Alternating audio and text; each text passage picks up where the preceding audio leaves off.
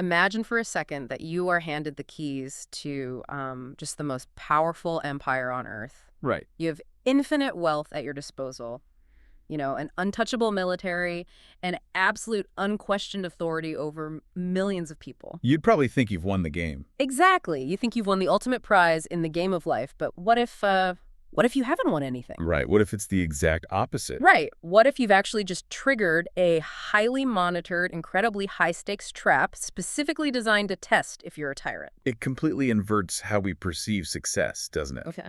I mean, if we start viewing immense power not as the finish line, but as the beginning of a really brutal examination, history starts to look very different. And that is exactly what we are tearing into today on this deep dive. We are pulling from a remarkably dense set of translated lecture notes that were actually delivered on August 17th, 1969. Yeah, it's a fascinating document. It really is. And this isn't just a historical recounting. It's an intense philosophical breakdown of Surah 10, also known as Yunus, specifically verses 14 through 17 of the Quran. And the central premise here directly challenges something you hear all the time today, right? The idea that life is just a simulation. Yes. We constantly hear tech billionaires and, late-night dorm room philosophers throwing this idea around. The concept that existence is just a chaotic, randomly generated sandbox. Right, like code just running itself out for absolutely no reason. Exactly. And, that is a very convenient philosophy if you happen to be the one holding all the power. Oh, incredibly convenient, because if it's all just random noise, right? If the rise and fall of empires, the extreme concentration of wealth, the way the powerful treat the vulnerable, if all of that is just accidental glitches in the simulation, then nobody is actually accountable for anything. Nobody is to blame. But I want to push on that because the lecture notes we are examining today argue the exact opposite. They do, violently so. Yeah. They argue that life is not a simulation, but a meticulously structured development project. A development project. Right. So, okay, let's unpack this. What does this development project actually mean in the context of these 1969 notes? So to conceptualize what the speaker is arguing, I want you to picture an ancient, sprawling cityscape. Okay, I'm picturing it. Think of massive stone walls, sprawling markets, the physical dust of ancient empires. Now, imagine a glowing, modern architectural blueprint overlaying that entire ancient city. Like a schematic just laid right over the ruins? Exactly. That blueprint represents the immutable, timeless design of human civilization. Wow. The lecture argues that history isn't a series of happy or unhappy accidents. It strips away the illusion of chance and replaces it with a highly clinical, strict cause and effect framework. Because a development project implies a developer. Right. It implies unhackable parameters, a clear objective, and an ongoing high-definition evaluation of the subjects involved. So we aren't just wandering around making up the rules as we go. There is a baseline code governing whether a society succeeds or faces total collapse. That is the core argument. The text installs a framework where authority is never an accident of geography or, military supremacy. Right, it's deliberate. Now, before we dig into the mechanics of how a civilization actually fails or succeeds under this framework, I want you, the person listening to this right now, to think about your own life. Always a good place to start. Yeah. Think about any position of power you hold. Maybe you run a massive corporate department. Maybe you own a small business. Or maybe you are just the head of your household. Right, it scales. It totally scales. All right. Are you treating that territory as a prize you earned because you're inherently better than everyone else? Or are you treating it as a temporary test you are actively taking? Keep that dynamic in your head. Exactly. Keep that in mind because we are diving straight into verses 13 and 14 of Surah 10, and it is going to challenge your definition of dominance. So let's start with verse 13, which establishes the historical precedent for this entire framework. The text notes a stark reality, which is that previous nations were destroyed because they became what the Arabic text calls mujrimin. Mujrimin. Now, I've seen that translated generally as criminals or sinners. Right, it's common. But in the context of an entire nation being destroyed, that feels a bit broad. Like, what constitutes a criminal nation in this specific 1969 analysis? The lecture narrows the definition significantly. In this context, mujrimin refers to tyrants. Tyrants. Yeah, it refers specifically to societies that were granted immense power and resources, But instead of using them to fulfill the goals of the development project, they began to systematically trample on human rights. They got greedy. Exactly. They engaged in widespread exploitation and actively ignored warnings to alter their structural behavior. Their destruction wasn't an act of random cosmic anger, it was a built-in consequence. See, I'm struggling to visualize this consequence as something other than just, I don't know, bad luck in war or a drought. Well, the notes mention verse 14, which says, "Then we made you successors in the land after them, so that we may observe how you will do." Wait, so are we saying the transition of global superpowers is essentially an audit? It is the ultimate audit. The 1969 speaker emphasizes that the destruction of past nations is governed by an eternal law, which he calls Economies istibdali Kwame, Kanui istibdali Kwame. which translates to the law of national replacement. The law of national replacement. Wow. Yeah, the philosophy here is that dominance, wealth, and authority are never absolute rights. You do not own them. You're just renting. You're renting. They are temporary leases. They are granted for one singular reason, and that's to observe human behavior under the immense, intoxicating pressure of authority. Let me try to map this onto something we see in nature to see if I'm getting the scale right. Sure, go ahead. It sounds like ecosystem dynamics.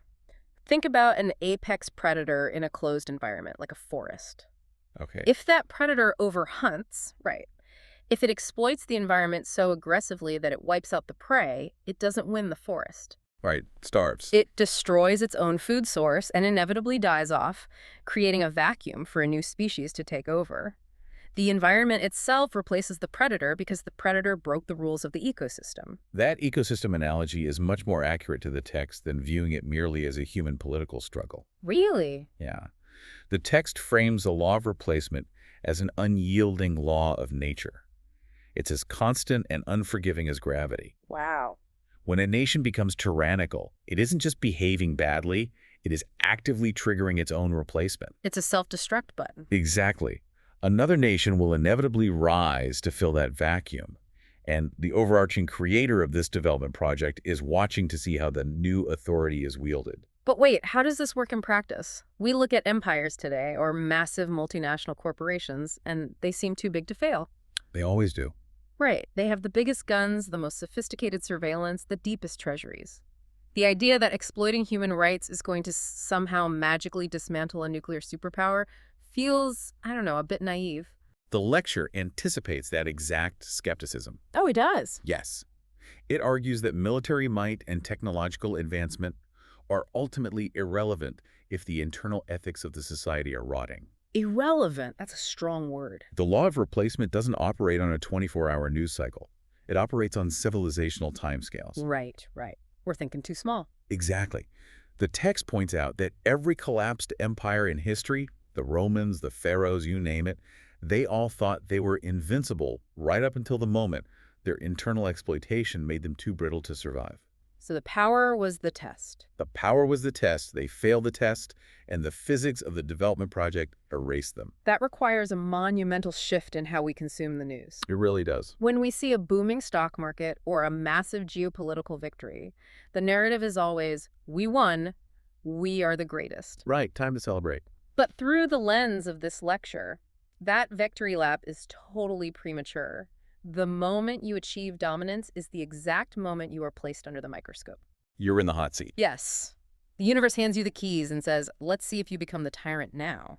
And the speaker in 1969 is adamant that this message is not confined to the 7th century audience of the Quran. It's universal. He states this is an eternal law applicable to all nations until the end of time.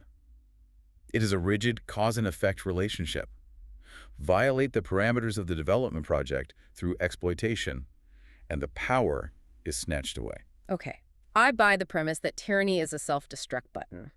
But if avoiding the law of replacement is the goal, what is the blueprint for actual survival? That's the logical next question. Right. If we aren't supposed to exploit, what are we supposed to do with the power once we finally have it? The text provides a very specific mechanism for societal survival, and it relies heavily on a biological metaphor. Okay, let's hear it. It argues that just as an individual human must continuously eat, drink, and breathe to maintain homeostasis and stay alive, a nation requires continuous, relentless struggles. The Arabic term used here is jihad, but the lecture uses it in its broader linguistic sense, meaning an ultimate continuous effort for survival. Meaning a society can never just hit a certain GDP, declare poverty mostly solved, and go on vacation. Exactly. Stagnation is literally societal death. Wow. It is. And this continuous struggle is divided into two non-negotiable pillars. The first pillar is an economic concept called Infaq. Infaq. I've heard infaq used casually to mean charity, like, dropping a $20 bill in a donation box. The 1969 lecture completely rejects the idea of Infaq as casual charity. Really? How so? In this framework, Infaq is deeply structural. It dictates a society working to its absolute maximum potential, generating immense wealth and resources, Okay. but then mandating that the surplus of that wealth be spent for the benefit of all humanity. Oh, wow, the surplus. Yes, it requires the systemic eradication of poverty. The text insists that a state must ensure not a single person goes to sleep hungry. Not a single person. Right. This isn't framed as a nice moral suggestion. It is the absolute responsibility of the governing authority. Let me play devil's advocate here. Generating massive wealth and then giving all the surplus away goes against every modern capitalist instinct. And definitely it does. Why would a society do that? The natural instinct is to hoard the surplus for a rainy day or to build generational wealth. Because the lecture categorizes hoarding as a fatal crime. Fatal. Yes. Yeah. Hoarding, accumulating wealth purely for self-enrichment and withholding it from the broader society is the exact behavior that actively triggers the law of replacement. I'm still trying to connect the dots on the physical mechanics of that. I understand hoarding is selfish, but how does it literally cause a nation's downfall? That's a fair question. Like, how does a billionaire sitting on a pile of cash cause an empire to collapse? Let's return to the biological metaphor you used earlier. If the continuous effort of a society is its lifeblood, how does hoarding affect that system? Okay, if we look at wealth and resources as the blood in a human body, the entire purpose of blood is circulation. Right. It has to flow to every single organ, down to the smallest capillary in your fingertips, just to keep the organism alive. Exactly. Keep going. So if you hoard blood in one part of your body, say, the heart decides it's the most important and keeps 90% of the blood, only letting 10% trickle down to the extremities. The trickle-down effect. The rest of the body begins to necrotize. The tissue starves of oxygen, it rots, and it dies. And because the surrounding body is rotting, the heart eventually dies too. That perfectly illustrates the text's assertion. So hoarding wealth isn't just an economic imbalance. It's societal cardiovascular disease. It puts the whole nation into cardiac arrest. That's a brilliant way to put it. The lecture explicitly notes that God is self-sufficient. God doesn't need human wealth. Right. The strict warnings against hoarding aren't about the creator demanding your money. They are a clinical warning that you are destroying yourselves. You're choking your own body. By hoarding, you are cutting off the oxygen to the societal body. Yeah. You induce necrosis. When a society rots from massive internal inequity, it becomes hollow. It might look strong on the outside, but structurally, it is incredibly unstable and ripe for collapse or conquest. I see. So infaq is the internal health. It's the cardiovascular circulation of resources so the society can actually breathe. Exactly. But a healthy heart doesn't stop a bullet. No, it does not. History is full of peaceful, wealthy, internally healthy societies that got absolutely steamrolled by violent expansionist neighbors. Does the 1969 lecture address that vulnerability? It does very directly through the second pillar. Okay. If infaq is the internal health, the second pillar is external defense, specifically referred to as Jihad Bil-Maal physical defense, encompassing armed struggle if necessary. So pacifism is off the table. Complete pacifism is structurally incompatible with this framework. Interesting. If you manage to build this incredibly equitable society where wealth circulates, everyone is fed, and the vulnerable are protected, tyrannical forces are inevitably going to want to conquer it and take those resources. Of course they are. It's a target. You are required to protect this equitable system from external threats, even if it demands the ultimate sacrifice of lives. And what happens if the society refuses? Refuses to fight. Let's say they decide they just don't want to fight. They just want to be left alone to tend their equitable gardens. The text is uncompromising on this point. Refusing to defend the system out of fear or selfishness results in what the Quran terms a painful punishment. A painful punishment. Does the 1969 speaker define what that looks like in reality? Like, is it an abstract spiritual punishment? Not at all. The speaker defines it entirely practically. The painful punishment is economic ruin and subjugation by another nation. Ah. Yeah. If you will not step up to physically defend your equitable society, a tyrannical power will sweep in, dismantle your systems, steal your resources, and subject your people to oppression. Cause and effect. You don't defend the home, you lose the home. The text presents infaq and defense not as philosophical ideals, but as the literal physics of civilizational survival. If you break these laws, gravity takes over and your society crashes. Okay, we've established that power is a test, and that surviving the test requires circulating resources and defending the system. But we have to address the elephant in the room here. Which is? Justice. Because every single tyrant in human history, from ancient kings to modern dictators, has claimed they were just executing justice. They always have a justification. Exactly. They write the laws, they enforce the laws, and they call it justice. How does this text distinguish between actual justice and tyranny dressed up in a legal suit? This brings us to one of the most critical and heavily emphasized distinctions in the lecture notes. Okay. The speaker spends significant time defining tyranny, or zulm, versus justice, or adl. Let's examine the linguistic root of zulm. Literally, it means placing something where it does not belong. Placing something where it doesn't belong, that's an interesting way to frame oppression. The speaker translates that literal definition into a practical societal context. He defines tyranny fundamentally as exploitation. The exact phrase he uses in the notes is, taking another's fruit to your own house. Oh, I need to pause on that phrase. Taking another's fruit to your own house. On the surface, isn't that just theft? Why use a sweeping word like tyranny for what sounds like petty robbery? Because it's not about someone sneaking into your orchard in the middle of the night. Right. It's about systemic, institutionalized power.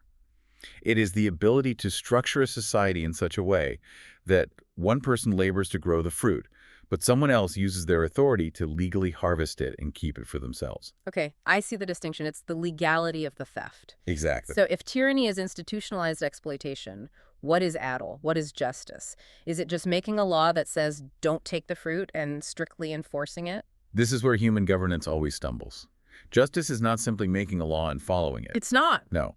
Humans have a very dangerous, repeated tendency to create complex institutions, pass highly exploitative laws, and then pat themselves on the back for perfectly executing justice simply because they followed their own rule book.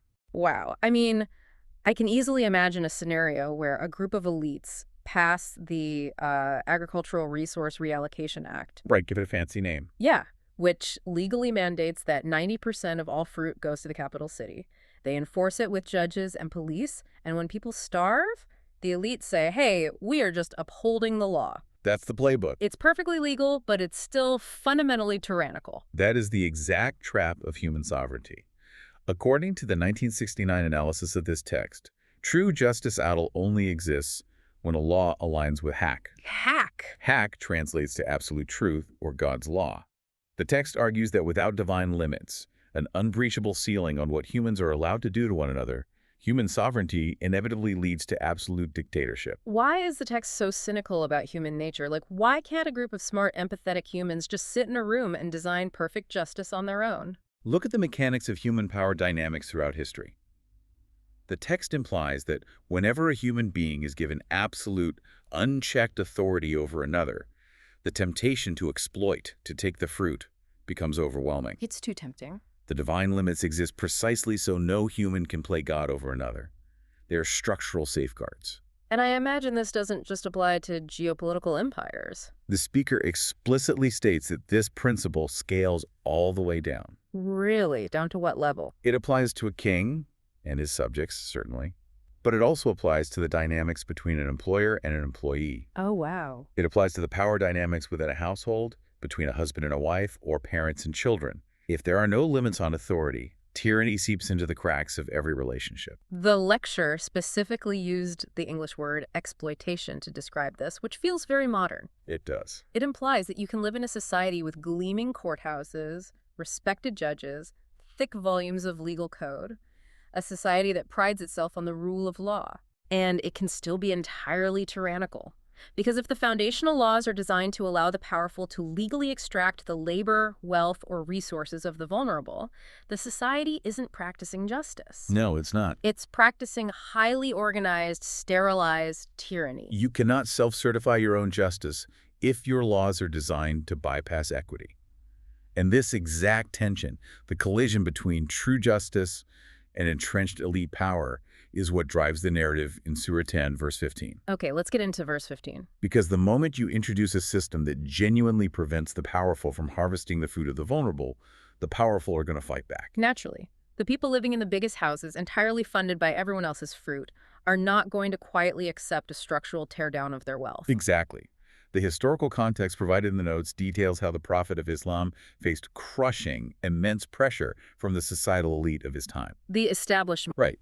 They recognized the threat this development project posed to their monopolies. So, they engaged in a tactic called mudahanat. They essentially offered him a massive political compromise. What kind of compromise? Like, we'll stop persecuting you if you tone down the rhetoric? It was far more insidious than that. Oh. They said, we will accept your religion, we will give you wealth, status, and political power. All you have to do is alter the revelation. Just a little bit. Bring us a slightly different text, or just tweak this one so it doesn't threaten our economic and political structures. They were trying to find a loophole. They wanted to negotiate the unnegotiable. Yes, and his response, which is permanently recorded in verse 15, is absolute. He says, I cannot change it of my own accord. I only follow what is revealed to me.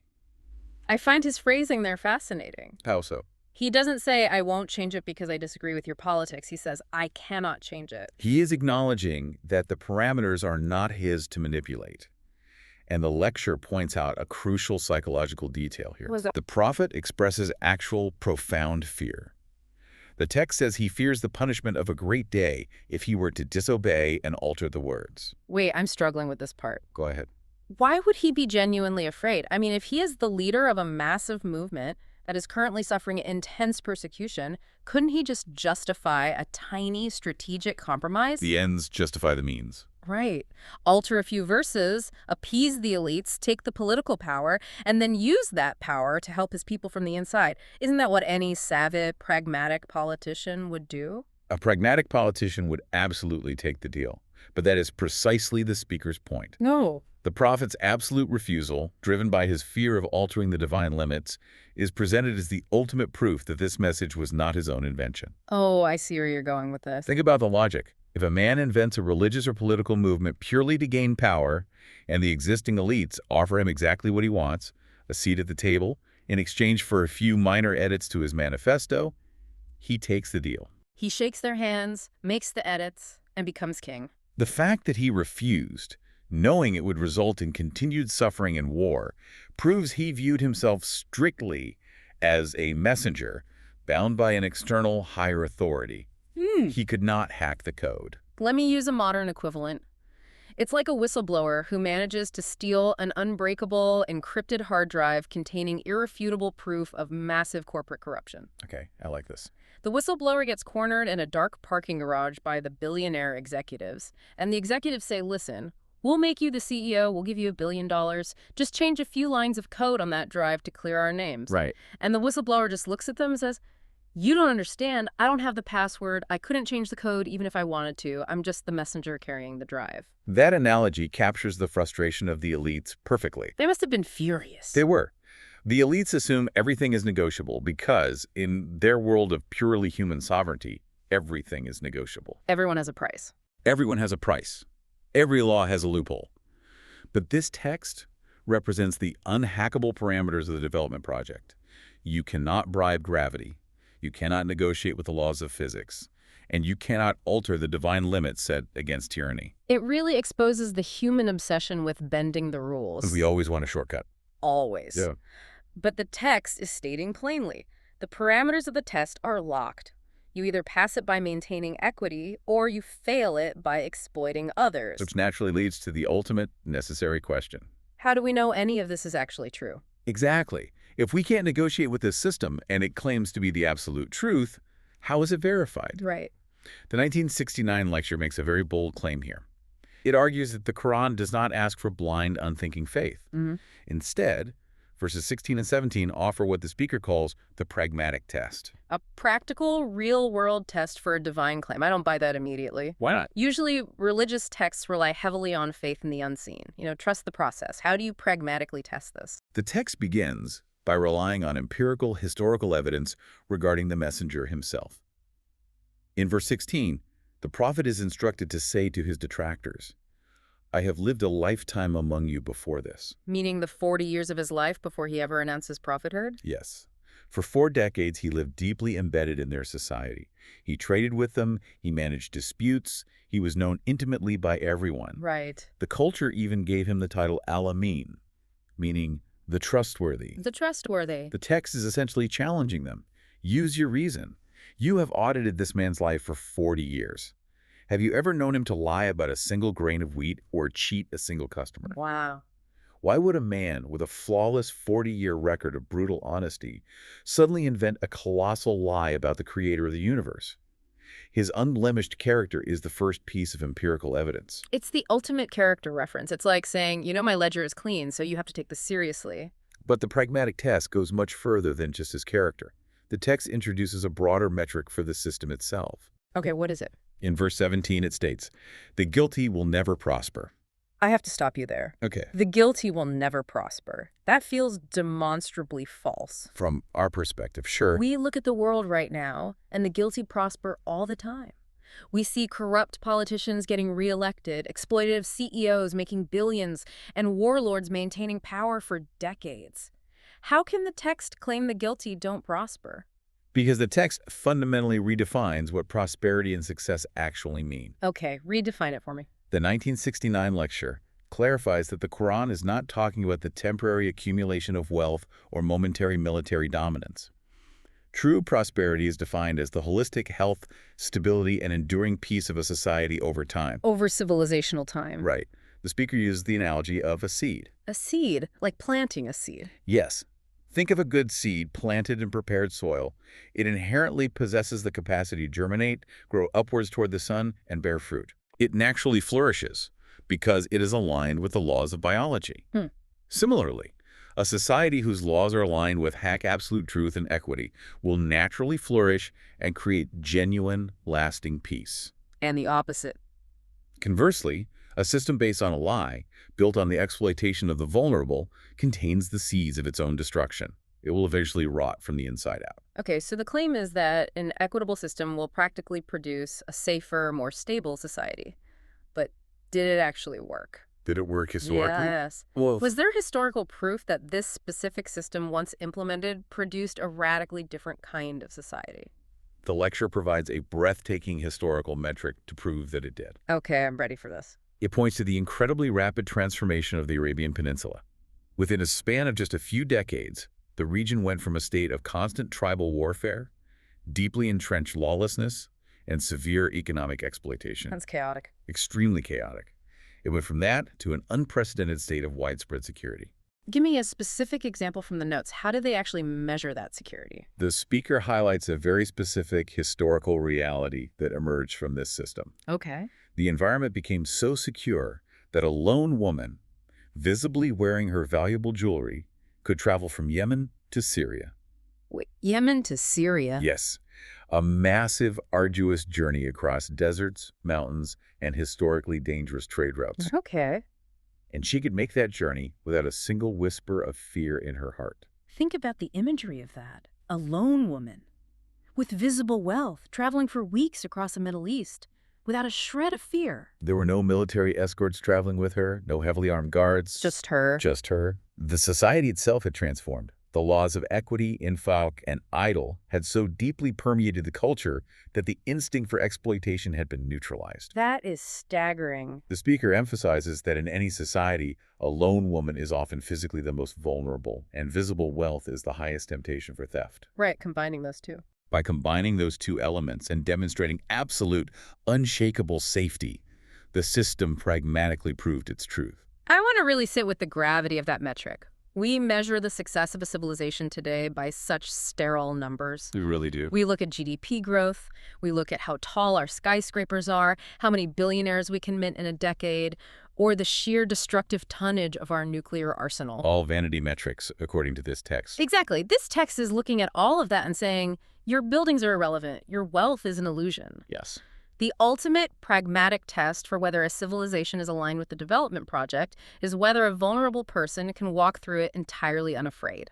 That's the test. If your vulnerable citizens are terrified of violence, of starvation, of exploitation, Your society is failing the test no matter how rich you are. That is the profound, inescapable conclusion of the 1969 lecture. The truth of a system isn't found in its philosophical debates. It is verified by the tangible safety, equity, and prosperity of its people, especially those without power. It is lived reality. We have covered an immense amount of ground today, and it has genuinely shifted how I view the concept of authority. Let's recap what we've unpacked from this deep dive into Surah 10. Let's do it. We started with the realization that life isn't a random simulation. It is a meticulously monitored, high-stakes development project. We learned about the terrifying reality of the law of national replacement, that power is never a permanent right, but a temporary test to see if you will mutate into a tyrant. And we examined the societal biology required to survive that test, right? Mm-hmm. The absolute necessity of Infaq, eradicating poverty and preventing the societal necrosis of hoarding, paired with the unyielding requirement to physically defend that equitable system from tyrannical threats. We redefine true justice. It's not just passing a law and following it. It's ensuring laws align with divine limits to prevent the powerful from legally harvesting the fruit of the vulnerable. The unhackable code. Yes, the unhackable nature of this truth, the prophet's absolute refusal to compromise the code for political gain, and finally, the pragmatic test. The ultimate proof of a society's success is the absolute, unquestioned safety of its most vulnerable members. It's a heavy realization. So I want to bring this right back to you, the listener. Look at the territory you control in your life right now. Look at your home, your team at work, your community resources. Look at whatever power you hold over others. Are you hoarding the fruit for yourself? A vital question to ask. Are you institutionalizing exploitation, or are you passing the test of the development project? And I'll leave you with this final lingering thought. Go ahead. If the immutable law of history, the literal physics of human civilization, dictates that exploiting others guarantees your inevitable replacement and ruin, then true self-interest isn't about accumulating the most power or hoarding the most wealth. What is it about? True self-interest is about ensuring you aren't a use. The tyrant history is actively waiting to erase. What seeds are you planting today, and what exactly will they grow into tomorrow?